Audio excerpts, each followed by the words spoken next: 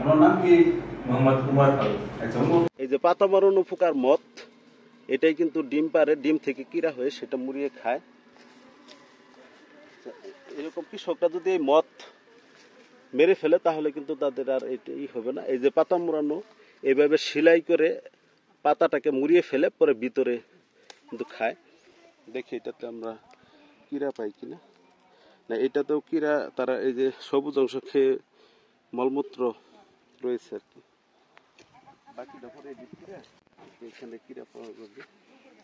ওইখানে কিরা ছিল, এখানে কিরার মলমূত্র মানে কিরা সবুজ অংশ খেয়ে চলে গেছে।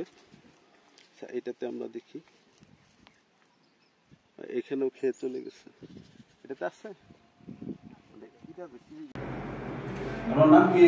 মোহাম্মদ কুমার পাল। আচ্ছা, আপনার কি সমস্যা হয়েছে?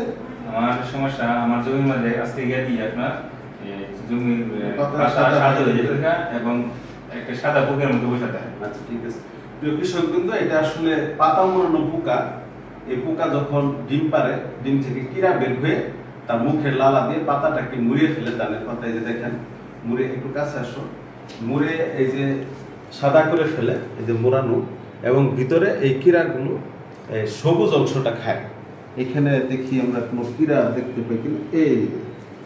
এখানে দেখেন কৃষক ভাইয়েরা, এই যে কিরা, এই কিরাটি ছোট থাকে, পরে কিন্তু সবুজ অংশটা খেয়ে বড় হয় এবং পাতা কিন্তু একদম সাদা হয়ে যায়। যখন এক্সট্রিম পর্যায়ে চলে যায় তখন কিন্তু বেশিরভাগ পাতা যদি ক্ষতিগ্রস্ত হয়ে যায়, বিশেষ করে 25%-এর উপরে, তাহলে কিন্তু ধানের ফলন একদম কমে যাবে।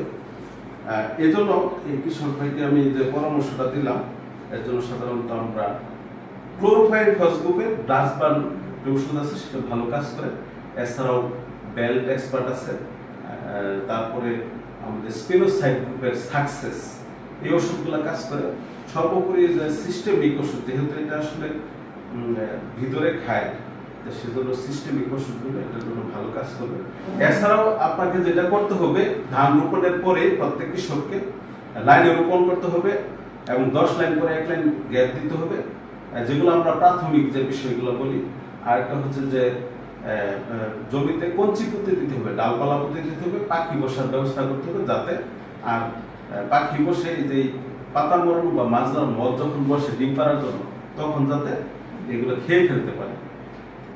কিরাটা এখন আর দেখাও কাছে খেয়ে ফেলতে পারে। এই যে দেখেন কিরা, এই কিরা আসলে ভিতরে মোড়ানো অবস্থায় খায়। আচ্ছা, আমি সেই জন্য কৃষি বিভাগের পরামর্শ নিয়ে সঠিক ওষুধ প্রয়োগ করুন।